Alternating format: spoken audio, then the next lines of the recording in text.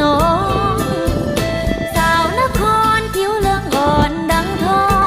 ยามเศร้าลงลอยลงริมฝั่งโขงยามแล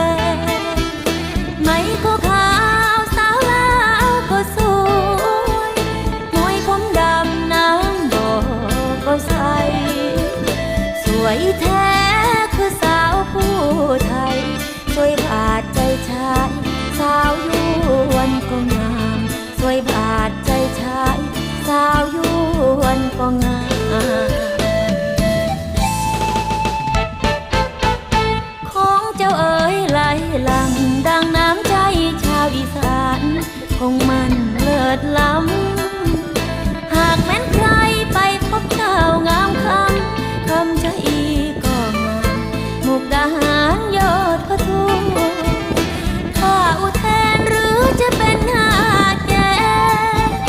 สวยจริงแม่สาวเจ้าเรนู